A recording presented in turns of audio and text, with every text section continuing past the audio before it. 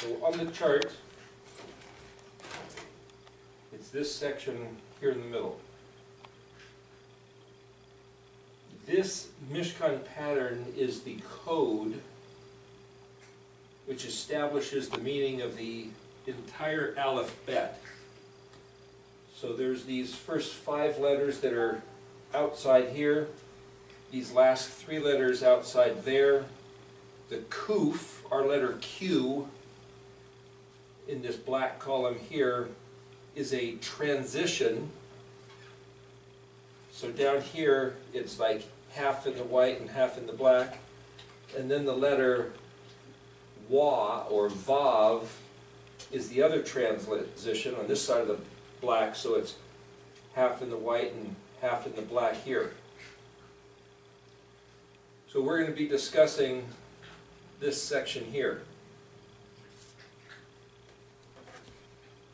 In Exodus 25, Moshe was up on Mount Sinai,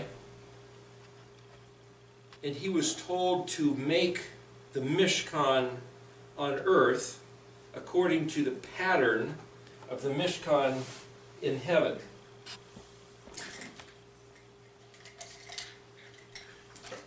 The word pattern is spelled Tav, Bet, Nun, Yod, Tav. Or for the people that read modern Hebrew, you can read that if it shows up as Tav, Bet, Nun, Yod, Tav. In English, this is the letter, the phonetic letters T, B, N, that's an I or a Y. It's also the letter J, and then a T. And since you're reading right to left in Hebrew, you got tabenit. It's very similar to how we might say the word cabinet, only this is tabinet.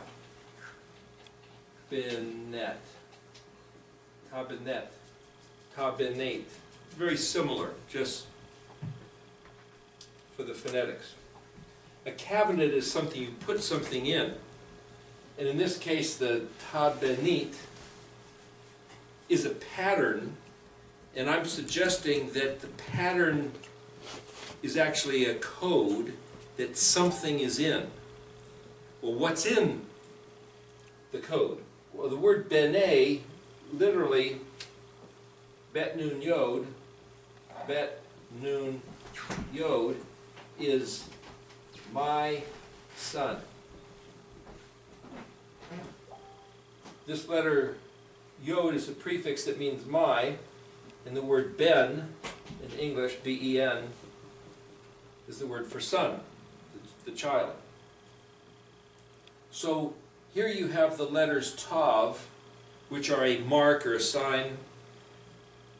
On a contract, you'll sign X, there's your name, you know, you'll sign your name there, or if you can't sign your name for some reason, you could just write an X, and that means you agree. So you're the signatory of a contract.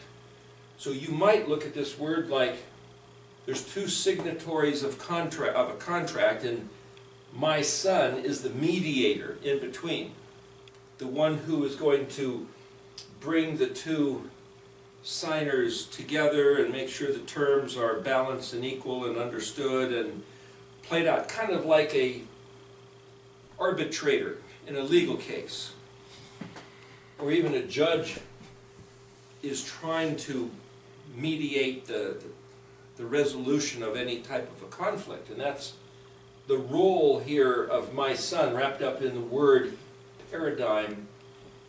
In the scripture, in Jeremiah 31, I think it is, Yod He Vav He says Ephraim is his firstborn son.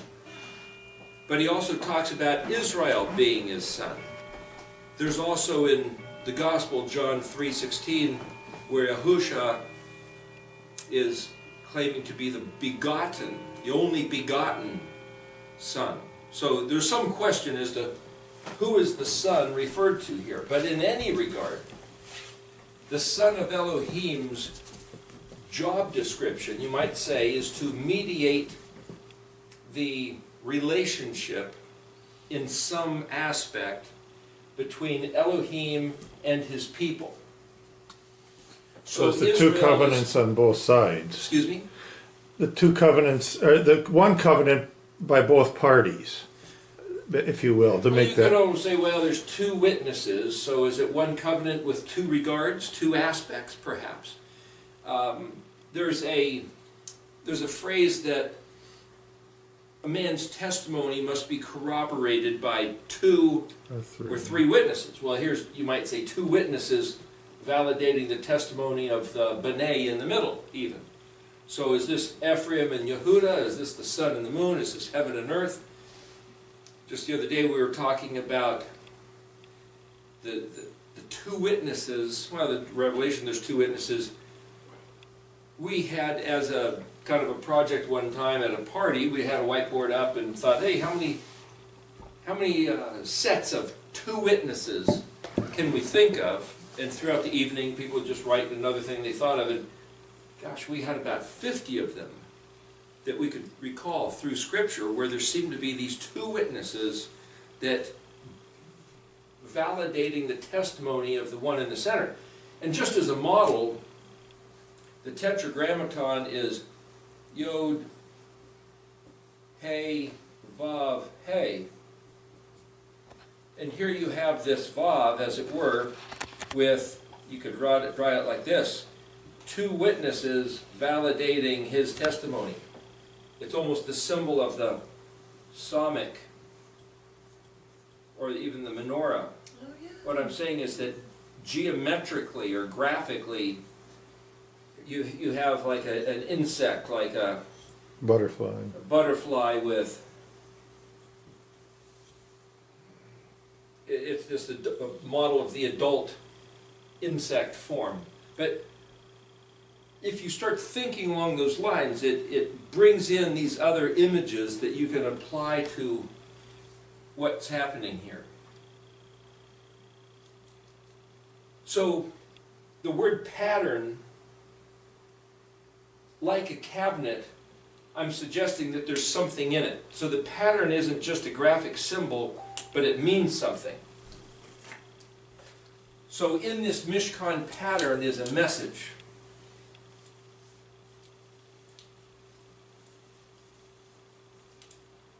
The word pattern, or the word for the Mishkan, Mishkan itself means neighborhood, neighborly. The word Mishkan in Hebrew, Paleo, Mem, Shin, Kaf, Nun. Meshkan.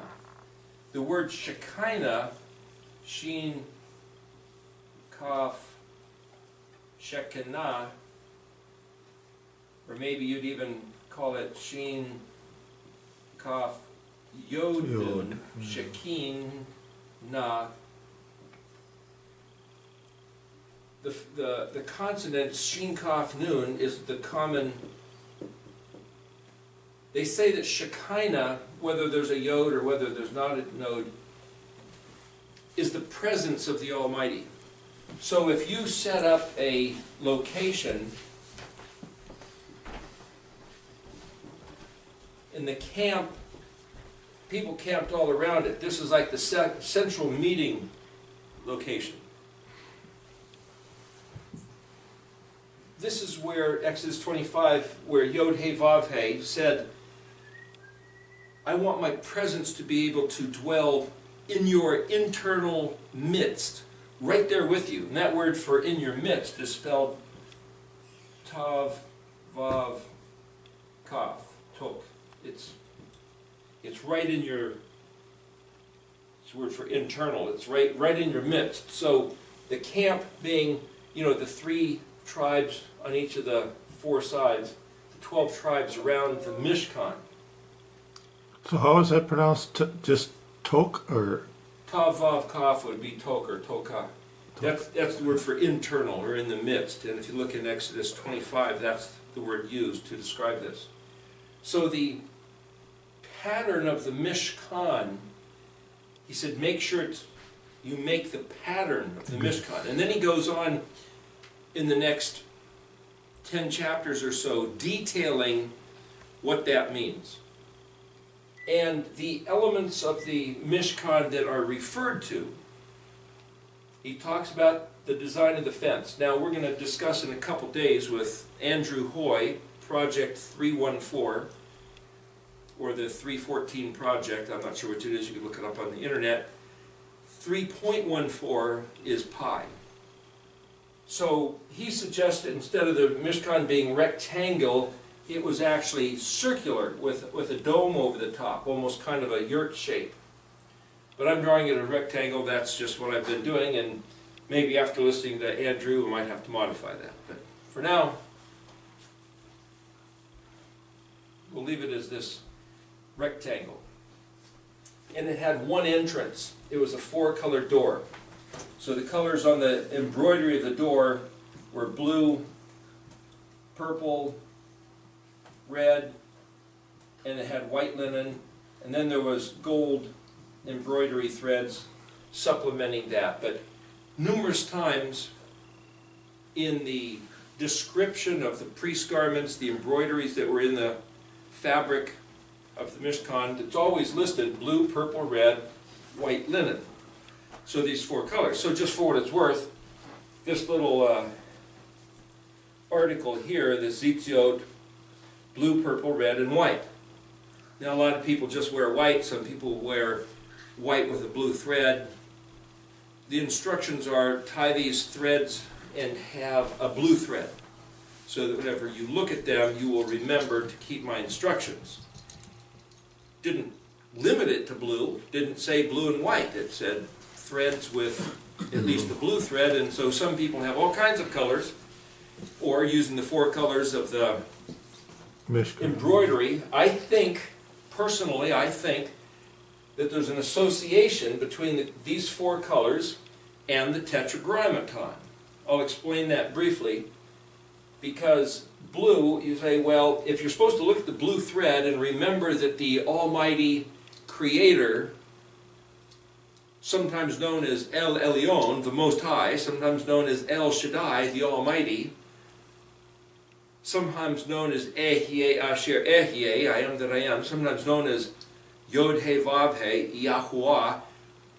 He's the one who made this place. He's the one who determined what's what. And if he says, you wear some threads with a blue thread, and when you look at it, you'll remember that I made up the rules and told you what they are so that you'll do them and get the blessing. That's the reason for wearing the Zitziot threads.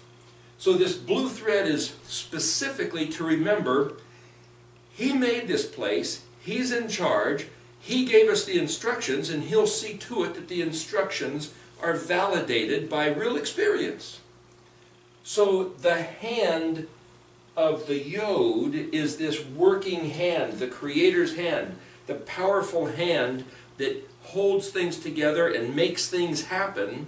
So in my mind, the Yod lines up with the letter blue, and the sky being blue, policemen might typically wear blue. They can wear other colors, but blue is kind of this color of this authority. When you think of the color purple, what comes to mind? Royalty. Royalty. So if the king or the police officer says to do something, I was standing at the airport the other day, and the police officer told somebody in the car, you can't park there, move, 3 or 4 times, and the guy kept sitting there, and he says, that's it, give me your license, let me see your insurance and your registration. You must listen when a police officer speaks to you. The guy was ignoring him like it didn't matter, so the police officer was going to see to it that he learned what it matters to listen. Well, if you get that kind of effect with a cop, how much more so when the Creator of the heavens and the earth speaks? That's the royal authority. Well, the Torah is the voice of the Creator. So the letter He is an expression. The letter He is a prefix letter, basically means the. Hana, He Nun He, is to say, here, behold, and it points to, it illustrates, it enlightens. So basically, the purple letter He lines up with, in my estimation, the Torah, which is the instructions revealed by the Creator. So you could say blue lines up with Creator, telling us how He made this place and what He expects of us. The next color was red. Well, the word red in Hebrew is dalet mem, dam. Adam means red man. Adamah is red earth. Dam is red. It's also blood. But that makes you think of man or human. So the Vav is the sixth letter. The letter, they say in the book of Revelation, of man. And the concept from a Christian point of view is that the Mashiach, the Messiah, is the man sent from heaven, or the heavenly one coming to earth in the form of a man, appearing as a man, cloaked in the garment of humankind, with blood, with breath. So the word Aleph Dalet is vapor like breath, and the word Dalet Mem is blood, which is breath and blood are the two circulatory systems that keep this human being functioning on the face of the earth. So, in my estimation, red Vav lines up with Mashiach. The other interesting thing about that, the word Shiach, Shin Yod Het, literally means communication, or the talk, the things that we're conversing about. And Mem Shin, mush, is where we in English get the word mushy, which is to touch and feel. It's tangible, so it's to feel that, or to put into this tangible human form with breath and blood, the conversation, the communication, the mediator of the relationship conversing between Elohim and humanity, or specifically Israel. So that's the Mashiach, the red. And then white, there's references of white linen being the righteous works, the righteous behavior of the Kadoshim, the saints, the holy ones, the people of Elohim doing what He said. That's the white linen. Just doing what He said, that's the definition of righteousness. To not do what He said is the definition of sin or wickedness. So white linen, well, Yeshua, when He left, He said, I'm going to leave you the Ruach HaKodesh, the Holy Spirit, as some call Him, to lead you into the ways of truth. Well, the ways of truth are the Torah, the purple. So the white is a direct copy of the Torah. So He equals He. So you have the four ways that we have the truth revealed to us is Yod, blue, the Creator, He, purple, the Torah, Vav, red, the Mashiach, and He, white, the Ruach, who leads us into the exact same words as the Torah. And so here this Vav man, the Mashiach, his testimony of who he was and what he was here to do is validated by two witnesses. He, the Torah, and the other He, the Ruach, the Spirit. The two witnesses validating his testimony, and he says, I only say the things that my Father says. So here his Father being represented by this blue, the Creator's hand, he says, I only do the things I see my Father doing. So he didn't come bearing his own testimony. He come bearing himself a witness, bearing testimony of his Father's heart, his Father's mind, his Father's will, his Father's agenda. And his testimony is validated by these other two, namely, the instructions of what a man should do. So he, in the form of a man, is our leader, instructor, guide, director, as is the Ruach. And so all three are the same voice. The Vav, the Mashiach, is the same voice as the Yod, the Creator. The expression of the Creator, the Torah, is the same voice. And the Ruach is the same voice, and both validate his voice. So actually, all four of these expressions must be the same voice. So when they all agree, we know we're on the right track. If somebody's Holy Spirit disagrees with the Torah, it's a different voice. Something's wrong. If somebody's Messiah figure contradicts the Creator, something's wrong. If the Messiah contradicts the Torah, something's wrong. If the Torah contradicts the Creator, or the Spirit contradicts the Creator, then something's wrong. But when all four of them agree, we can bet, we can trust our eternal life to the fact that we're on the right track because all these four agree. Now, I'm making such a big deal about all these four because this is the Tetragrammaton, but because all the letters of the alphabet between Aleph and Tav, the Tetragrammaton is three of these letters. Yod, Hey, Vav, and Hey. And two of the letters Hey are the same letter. So 3 out of the 4 are different letters of the alphabet, but the idea is the same way that each of the 3 letters of the alphabet must have the same testimony, the same voice. So this Arctology study, I'm saying that all 22 letters have the same voice. We're just looking at 3 of them for the sake of the sacred name. But all 22 letters have the exact same voice, just expressed a little differently. As in the Creator, the Torah, the Mashiach, and the Ruach.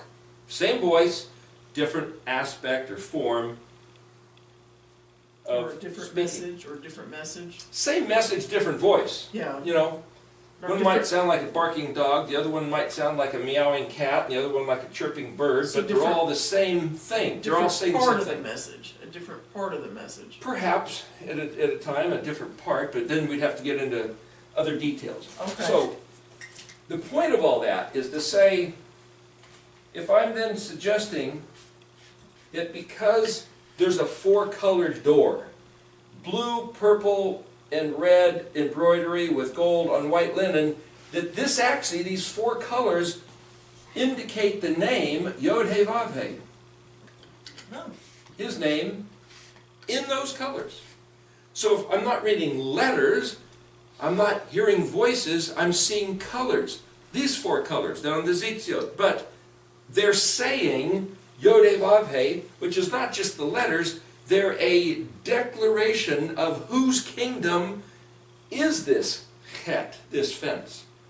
Like on the walls of your compound, you have a gate, you might have your last name written. Or you might, if you're a cowboy, you might have a branding iron logo, and that's on your gate. Or you might have a flag that indicates this is a certain state or a certain country. These 4 colors is no different. It's a type of logo. So the colors are the logo that I see of Yod He Vav He, which is why he uses them throughout. It's probably mentioned, it's over 20 times through Leviticus and Numbers. It's that way for a reason. And this is my conjectured reason, is that those colors, blue, purple, red, white, with some gold, but it means Yod He Vav He. At least it does to me. So pay attention deeper when you see the colors. Well, it's indicating that it's like you see a branding logo on an animal. Hey, there's a wild horse, let's go catch it. Oh, it's got a brand on it. It's not a wild horse, it belongs to somebody. So it's kind of like his claim that this is his. So the high priest had these garments made out of linen, embroidered colors. There's a gold headband that said Kadosh La Yahweh, which means set apart unto, Yod He Vav He, set apart, sacred to, or betrothed to. It's like, this is, don't mess, it's like almost like this wedding ring. It's like, don't mess with that person who's wearing the wedding ring. They belong to somebody else. They're not for you to engage in any sort of inappropriate behavior. The point of all that, belaboring this, is to say, if these four colors are like a branding logo, the letter Tet, drawn as a circle with an X in it, is kind of like your simple quintessential branding iron. It's just a sign that you burn into an animal hide or a piece of wood, or even on a piece of paper. You could have a little logo that you emboss on that, and that's your claim, that's your signature. So whose signature? Well, here, the Yod, that's the hand of the Creator. He's saying, this is mine. What's mine? Well, the big white fence, that everything within the compound. So I can look at these three letters, Het, Tet, Yod, and say, well, this is the fence, this is the compound, this is the Tet, the branding logo of the Creator. So this part of the Mishkan pattern simply says, the Het is that place, that box, that treasure box, the stuff, all of which belongs to the Creator, who calls himself Yod He Vav He. Het, Tet, Yod. And so on this chart, that's this blue column, and because there's three distinct letters, but they're all shades of blue, and they're in these three columns. So the picture here is the castle, the branding logo, and the big hand holding the guy, like the hands of the potter's wheel. So the round thing, the letter Tet, people say Tet's a snake. That's not true. A Nachash is a snake. A Tanan could be a snake. But it's something round. Well, snake's coil. Well, a wheel is round. The disk of the moon is round. Those are Tet-shaped objects. A round basket. That's round. So Tet is also a round-shaped basket, a full basket that you put things in, that you fill up. X is the same shape as the letter Tav, which means full, complete, or Mem Tav means dead, at the end of the line. And it's a sign or a mark, so when the basket gets full, and stuff starts falling out of the basket, it's the sign that it's full. If you fill up a bucket of water, and the water starts pouring over the edge, oh, the bucket's full. It's no different than the circle with the X in it. So fully, everything in here belongs to Him. So on the day of Passover, where the Almighty rescues His people, pulls them out of Egypt and says, now you're mine. It's almost like He was branding them with His personal possession logo. You guys are mine. So you guys should wear the tzitzit with the blue thread. And you guys should keep the feast of Passover, Pesach, because those who keep Pesach are mine. Yom HaShabbat, the Sabbath day, He said, this is the sign, like a branding logo. This is the sign that I am your Elohim and you are my people. So to say, hey, everybody in the world should be keeping the day of the Sabbath. No. Well, the people that belong to this church or that religion should keep the Sabbath. No. He said, my people should keep the Sabbath. And how do you keep it? Don't work. He didn't say you couldn't go to church any day. He didn't say you have to go to church on that day. He just said don't work on the seventh day. Don't kindle a fire. There's a couple other little things. Yeah. Don't kindle a Buy fire. or say. But the concept is, that's the symbol of possession. He owns you. You're responsible to somebody else's authority. And who is that somebody else? The Creator of heaven and earth. The Yod, the hand of the Creator. So, Het Tet Yod, the day of Passover, celebrating Pesach meal, is a statement validating where we are saying, Ani ladodi vedodi li. I am yours, I am my beloved's, and my beloved is mine. The day of Pesach, the meal, the Passover meal, is the people of this blue, purple, red, white, Yod He Vav He, saying we are reaffirming this year that, you know, those people that you took out of Egypt and you gave your instructions from the top of Mount Sinai and you split the waters and brought them through with Moshe leading them, They're your people. We are also your people. We are the same people group. That's what this is a statement of. So that's the big white fence, and why it lines up with those three letters, het, tet, yod. Now you could say, well, who gets to be part of that people group? Anybody that wants to. Okay, I want to be, well, how do you sign up? Well, you can't just barge into this place because this was a sacred kadosh place. So outside there was a provision made. There was an altar of sacrifice, you might say, where the red heifer had been slaughtered, burned to ash, and anybody in contact with the dead, and say, well, I haven't been in contact with the dead. Well, you could draw a picture of a skull and crossbones out here, and anybody messing with that stuff of the realm of darkness is in contact with the dead.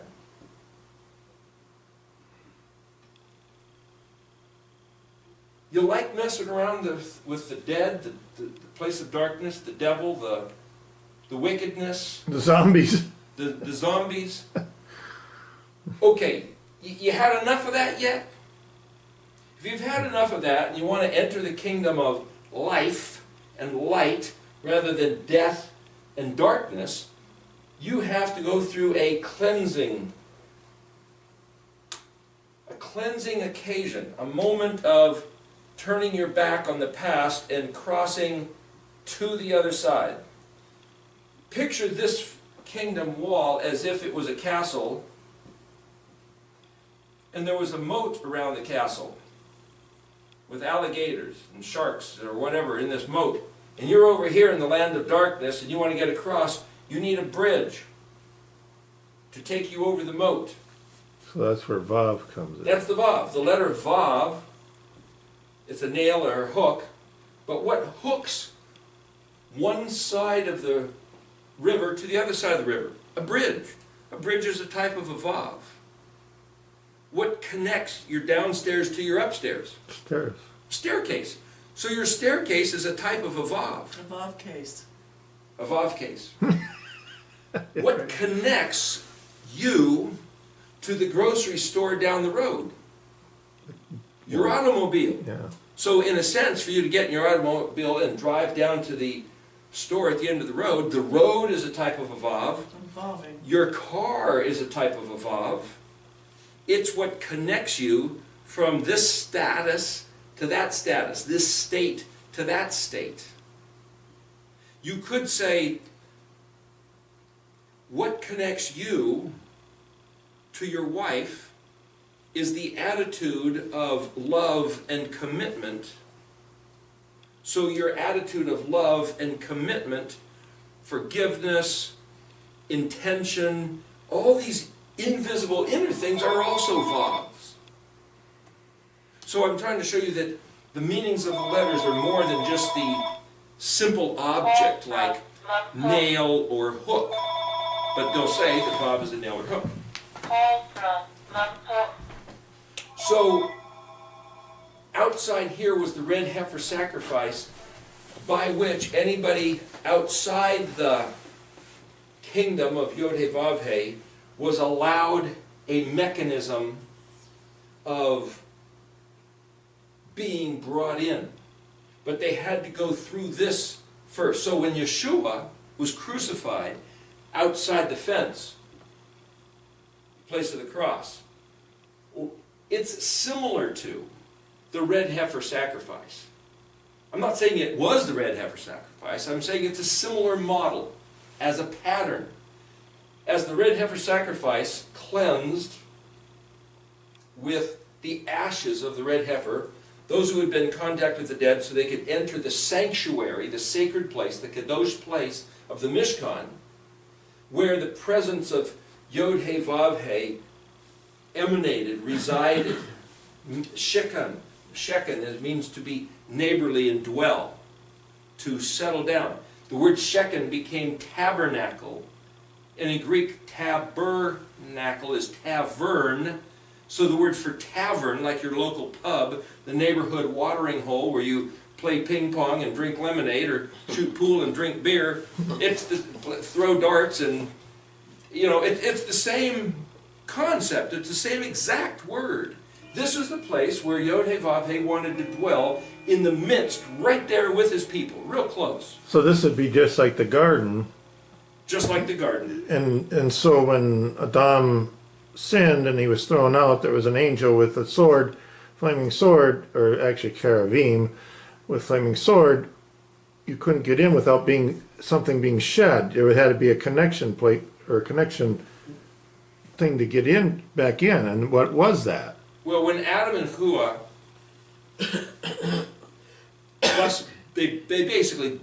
they were let into the Mishkan of the Garden of Eden, and they busted up the place. No different than some drunken brawl where they break it up and the owner throws them out and says, "Get out of here." So it's like they got kicked out of the Mishkan and the bridge was removed. So they then had to stay outside and till the land. Instead of eating the free peanuts off the counter at the bar, they now had to go grow their own peanuts if they wanted to eat them. So they got kicked out of the Mishkan, as it were. So the point is, this moat is like the letter Zion. The Zion is a weapon. The Zion is a number 7. The Zion is like the Sabbath day, which means to be cut off.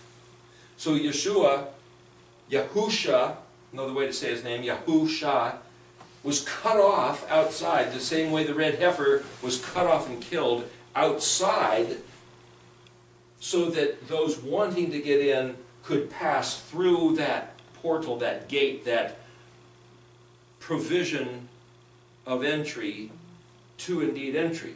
So the red heifer was a type of bridge. Yahusha being crucified is a type of bridge. Yahusha being put to the weapon. The red heifer being burnt up by the weapon of the fire provided access for those who wanted to enter the kingdom of Yod-Heh-Vav-Heh.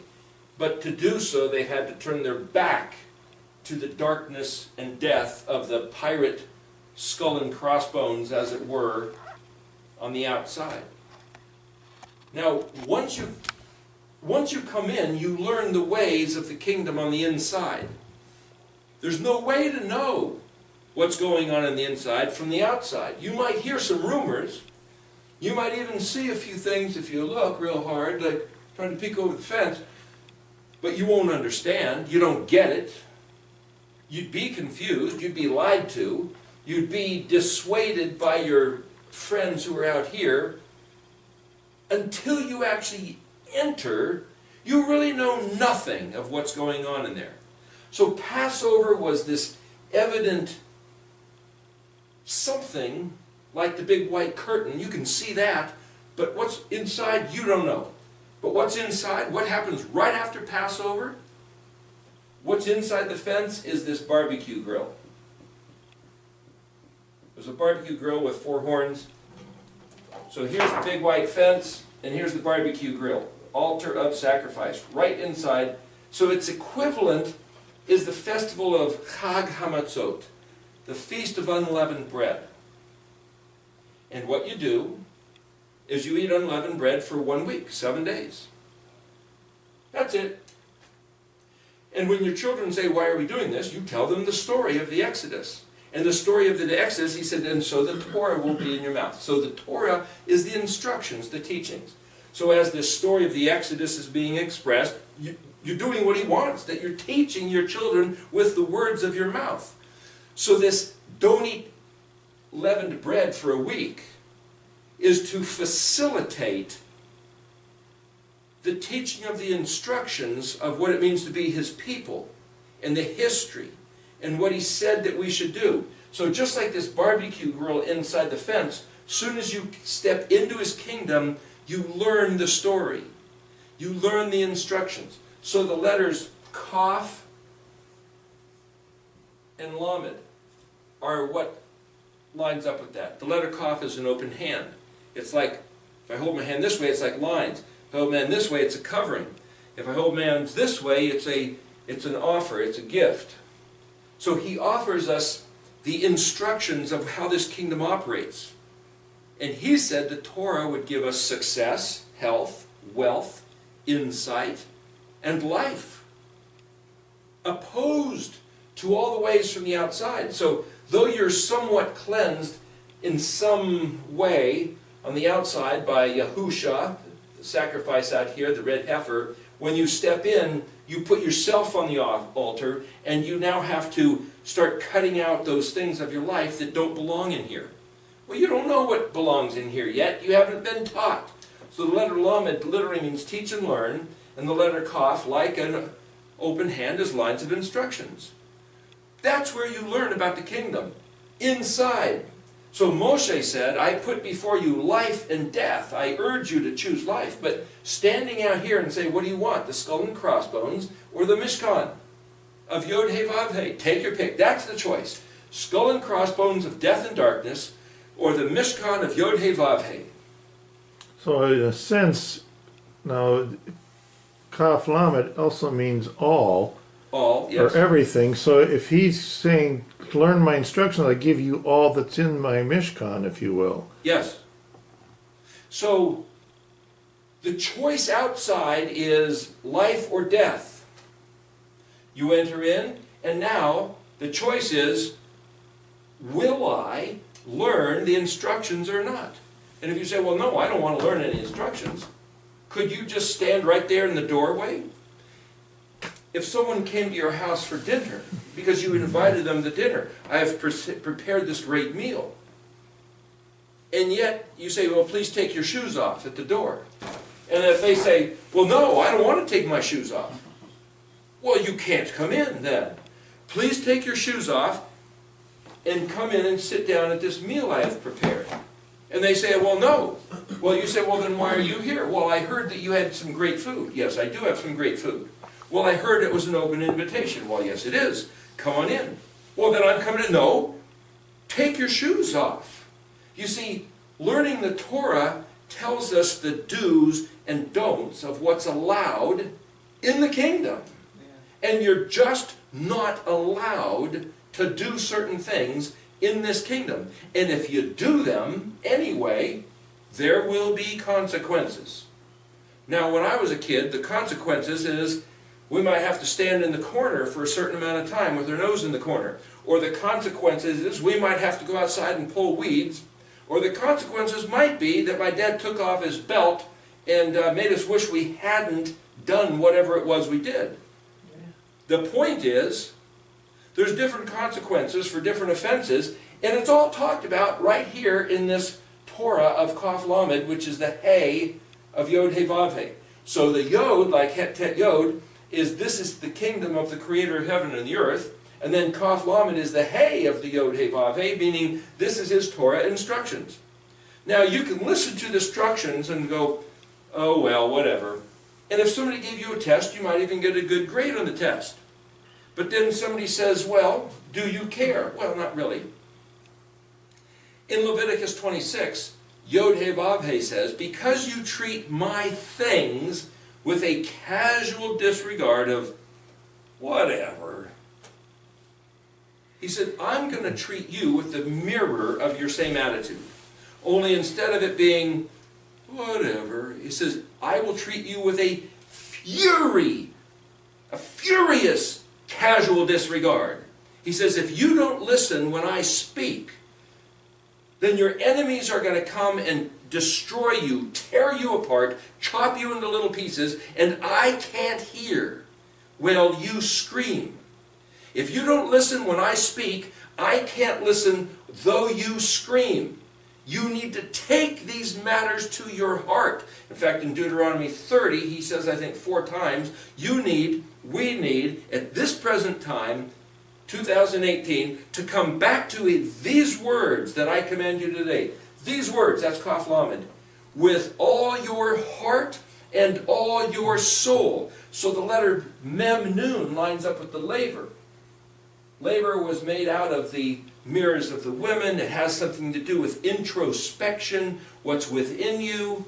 It's this laver of water, and the Nun is like the image in the water, or it's the seed in the soil, it's the fish in the water, it's the spirit within the being, it's something within an environment. So our attitude within us nurturing the seed that was planted, which is the word back here at Kaf Lamed, the Torah, is the attitude with which, by which we regard his instructions.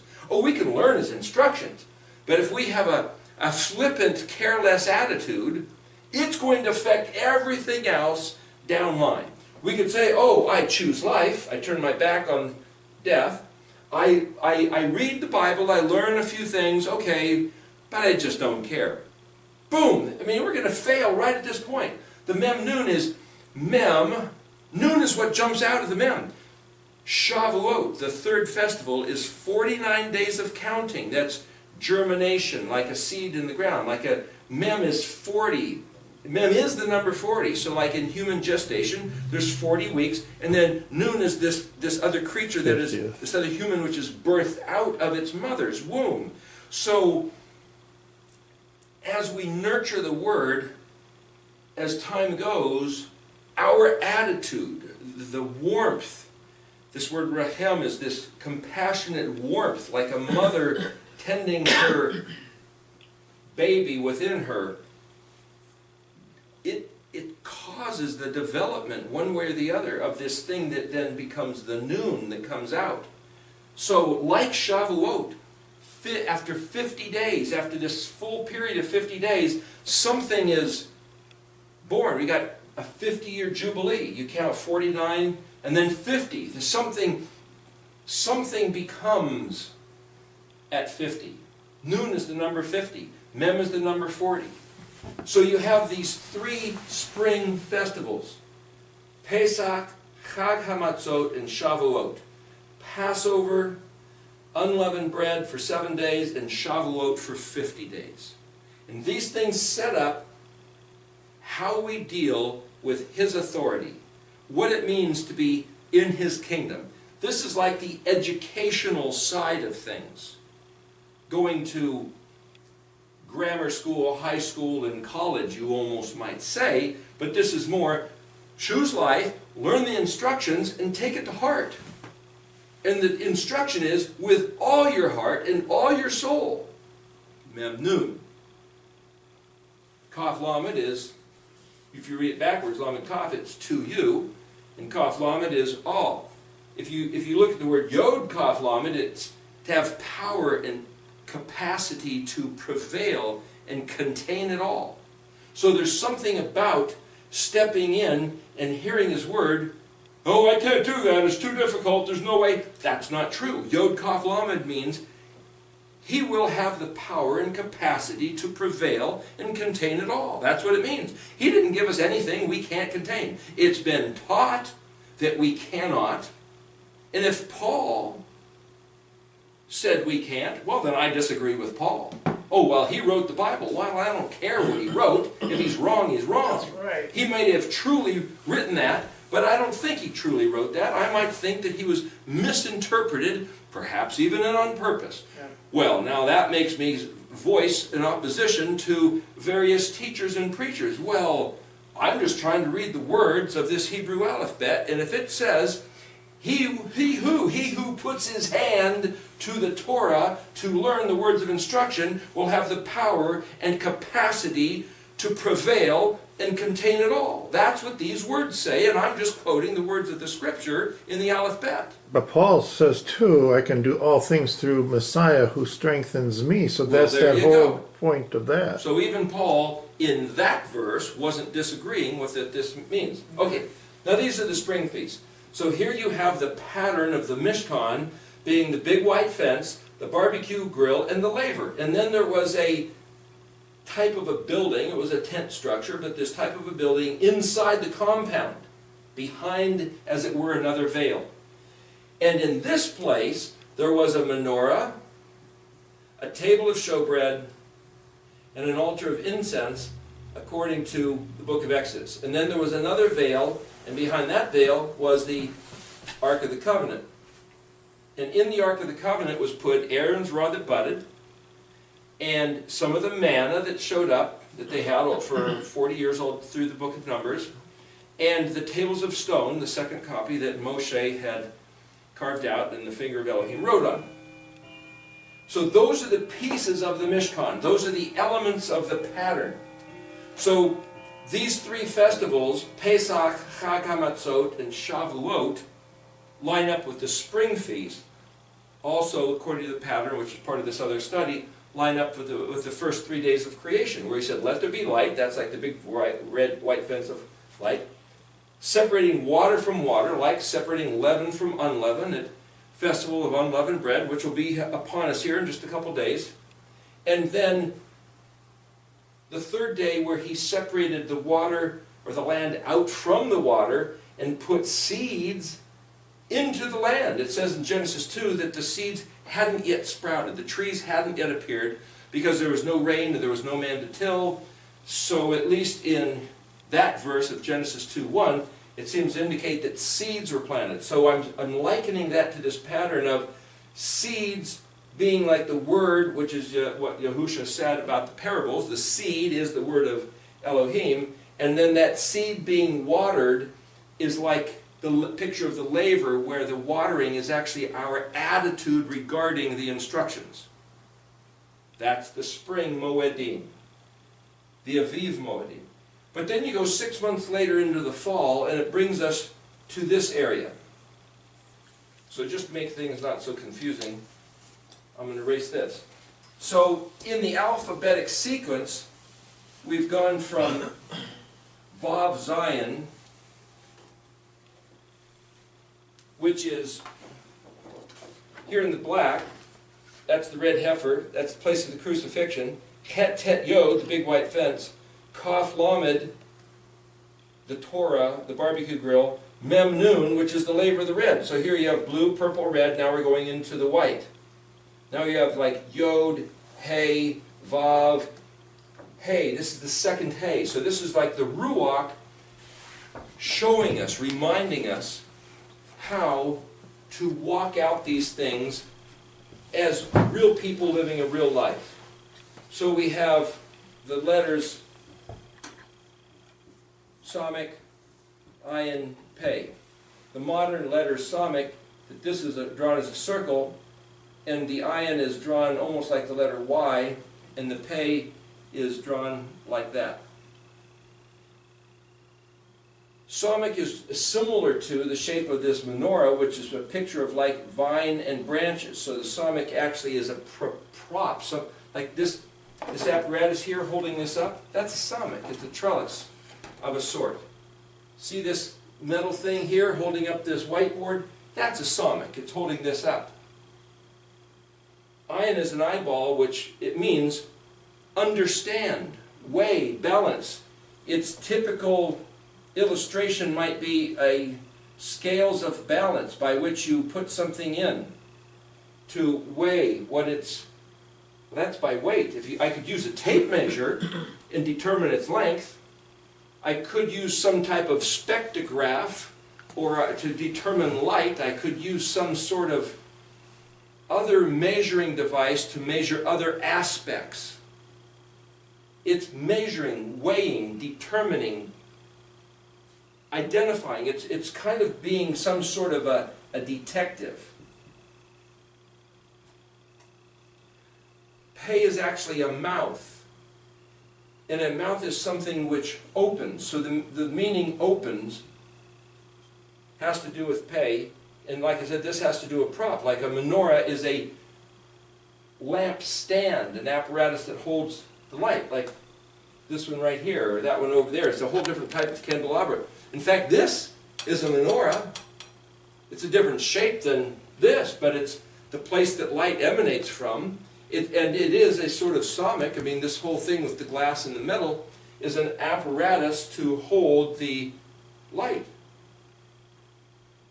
So these three line up with Yom Teruah, the day of blowing of trumpets.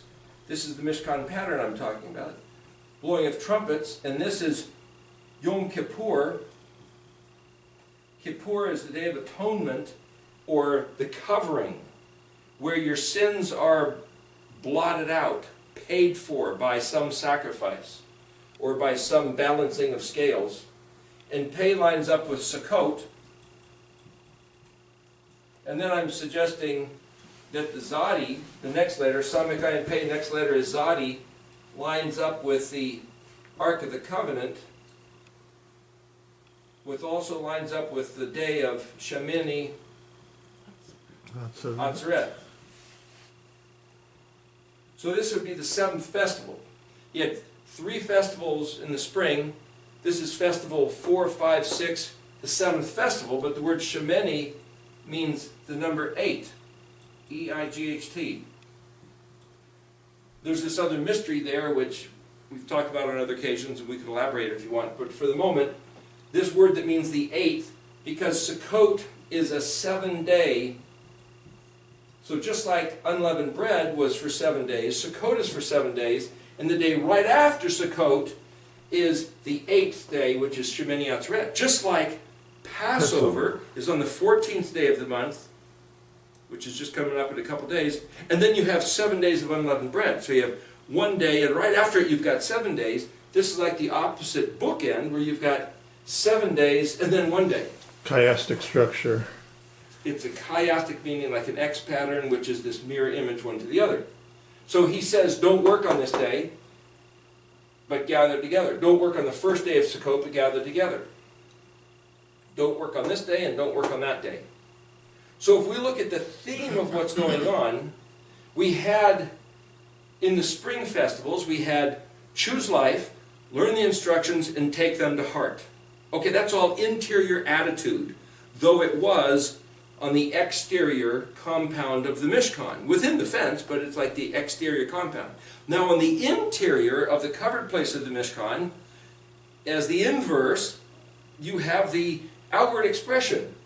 Yeshua said, I'm the vine, you're the branches, and you're supposed to bear fruit. So just like the trumpets, you fill them with air and they bear the fruit of sound. The menorah, you fill them with oil, they bear the fruit of light. So because we have taken his Torah to heart, we're supposed to bear fruit, which is the deeds of righteousness for him.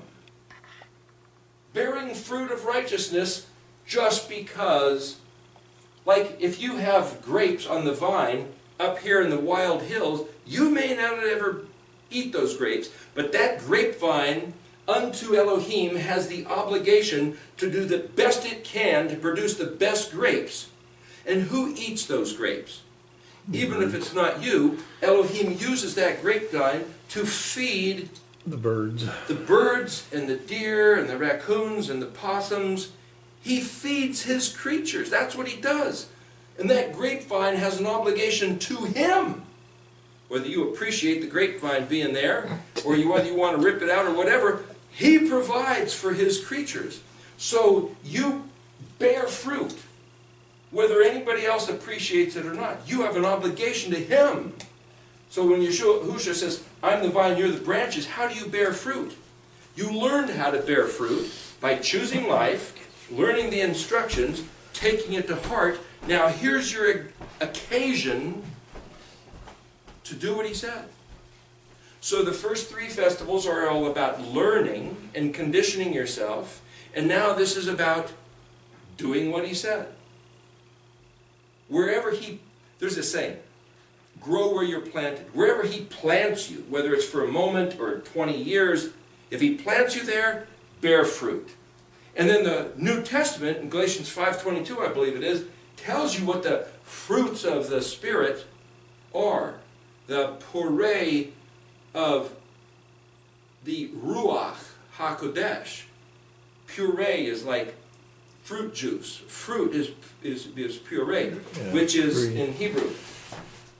So you could say the juice of the grapes, that which you then are supposed to eat and benefit from. So this letter ayin in Paleo is shaped like a fruit. Here's the stem, here's the fruit, here's the seed. It's what grows on the vine. And then the mouth is what eats it. So these 3 work together, bear fruit. Your fruit will be weighed for value. Is it edible? Is it rotten? Is it tasteless? Is it good? And then it's eaten at Sukkot. Sukkot, as it were, is the festival where we all get together and realize we are in this as a community. whatever you do isn't just affecting you. Whatever you do here in Wisconsin is going to affect me in Oregon somehow, because we're all interconnected. I can't hit my finger with a hammer without the rest of me going, oh! We're this connected body. If someone walks up to you and says, I don't know what you're doing, but whatever it is, you better knock it off. It's like, I thought nobody saw me.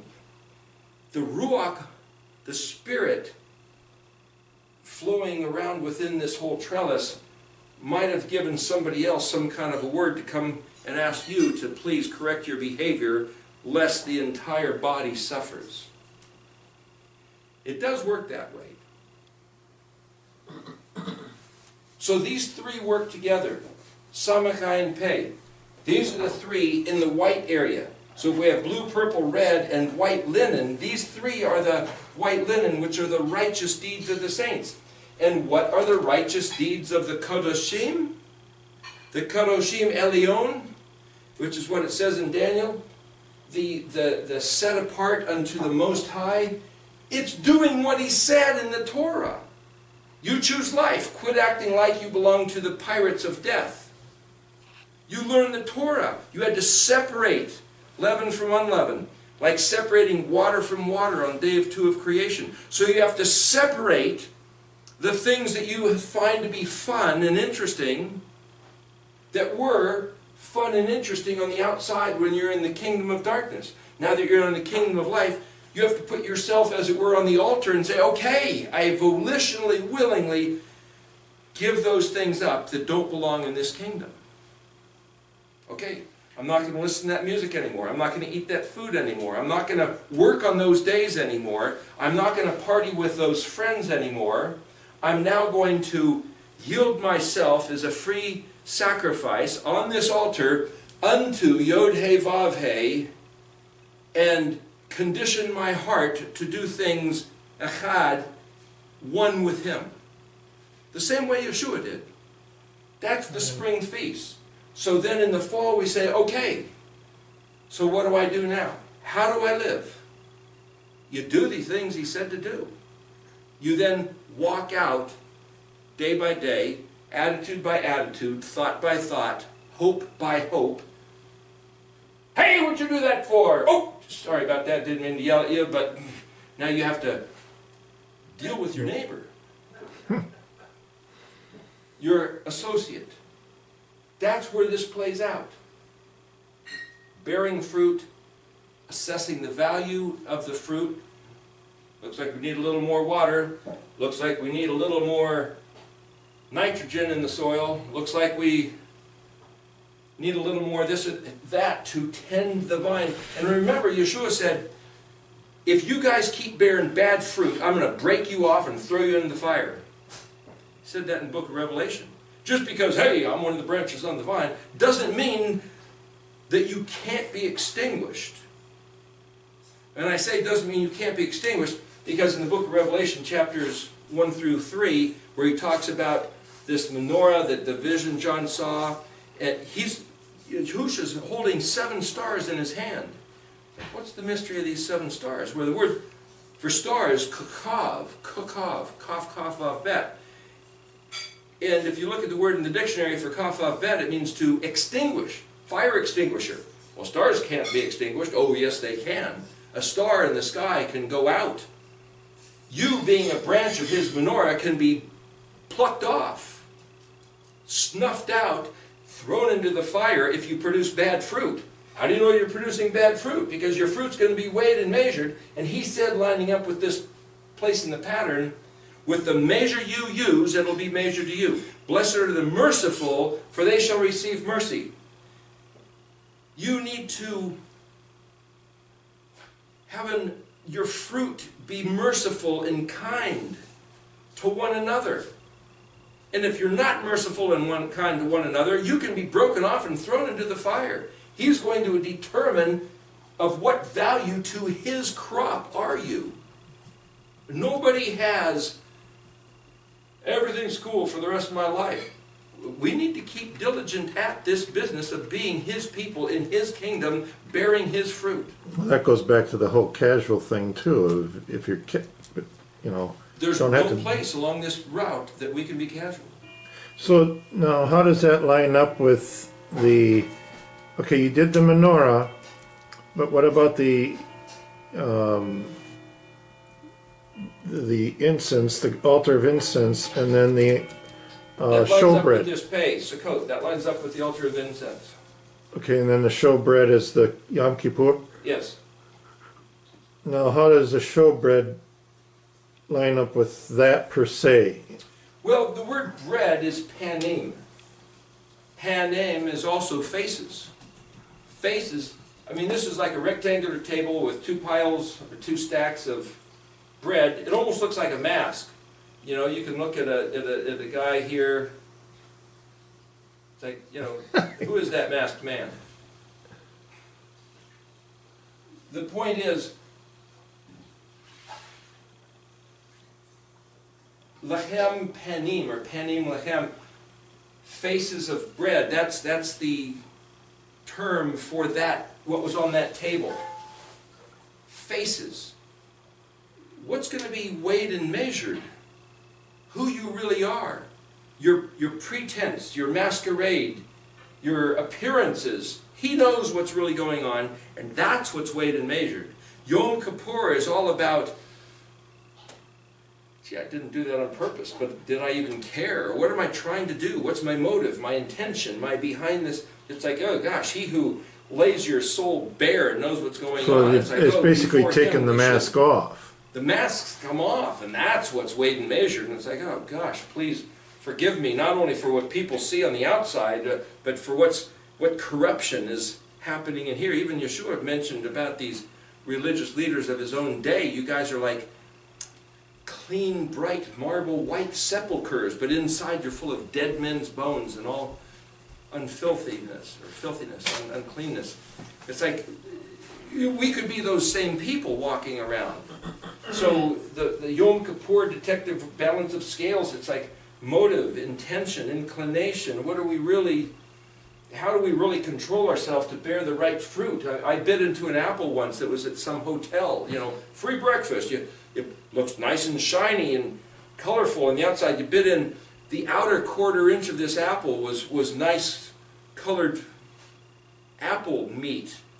But the entire inner core was rotten, brown, slimy, and it's like, oh God. The only reason it looked good on the outside is because of all the preservatives they had put in it. This thing was filthy and not fit to eat. Even the part that looked good, I knew I shouldn't eat because it was only looking that way because of the preservatives, the chemicals. This apple itself was horrible.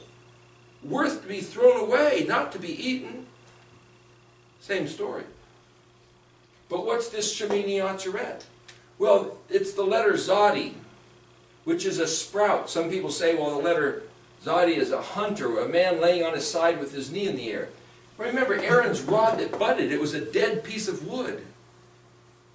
And when that special occasion when Elohim said, bring all the staffs of the leaders of the tribes, and the one that sprouts it will be the Kohen HaGadol, the high priest. And Aaron's overnight sprouted, leafed, blossomed, and it bore fruit. It's like, oh, Aaron is the chosen one. It didn't just bud, but But when Yeshua was put into the tomb dead, 3 days and 3 nights later, he sprouted back to life. This is a picture of the resurrection. Israel was conquered in 721 BC by Assyria, the lost 10 tribes. They haven't been heard of since. There's people who think they're maybe here, maybe there, whatever. But there's prophecies in the scripture, Jeremiah 31, Ezekiel 20, and after that, Deuteronomy 30, where he's going to bring his people back. This is a prophecy that Israel is going to resprout, though it has appeared dead. Even Yehuda, they got kicked out of the southern kingdom until the year 1967, or actually 47, and they came back and they got Jerusalem back in 67. They sprouted back to life, but that's only the southern tribes. There's the whole northern kingdom that still needs to sprout back. As of 2010, the 2,730-year curse, when that was up, I think we're in the phase of the coming back presently of the northern. so is that, I kind of wonder, thinking back of with Mitzrayim and our forefathers, and they came out, there was a saying that a lot of Ephraimites and even some others left Mitzrayim thinking at the 400-year part and went north and went by the way the Philistines were killed. Some even supposedly, from my understanding, even went across the ocean, Mediterranean into Greece. Became known as the Greeks, even. Right, and so, you know, they left it too early, and so is this a waiting pattern? You know, I've kind of wondered this myself, is a waiting pattern for us, you know, 30 more years, if you will, from 2010, that brings us to 2040. I don't know. I mean, I just... Well, some people say that the next Yovel Jubilee is going to be somewhere around 2030. I keep forgetting. Joseph Dumont did a big study. Well, he says 2045. Other people say other things. I don't know. That's a whole other study. Yeah. But the point is, I believe that the Aleph-Bet pattern is not only describing the fact that Yeshua himself, Yahusha, Aleph, Bet Gimel Dalet, Baged means to be clothed, revealed as a man who would be put to death. Well, when Pilate said, behold this man, he was validating these three letters. He put him into a tomb, Het Het Yod, 3 days and 3 nights later. So if you look at the purple letters, the red letters, the white letters, and then Zadi, he sprouted back to life, and then the letter Kuf is where we do it Kumi, which is to arise. He rose and went up into heaven, and the angels, the Malachim there, said, hey, he's coming back the same way. So this letter Kuf also, like Hamakum, means the place. He's coming back to this place as Reshim Tav. So I believe this Aleph-Bet, keyed to that story of his life, is a prophecy proving that not only was he Mashiach, but he being the quintessential type of Israel is a story of Israel himself.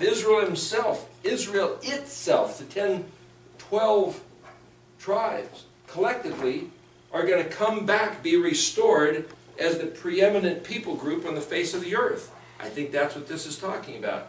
I think where we are right now today is we're here like Pei lining up with the altar of incense on the other side of the veil of the Ark of the Covenant, and he said the beatitude lining up with this is, blessed are the pure in heart, for they shall see Elohim. What does that mean?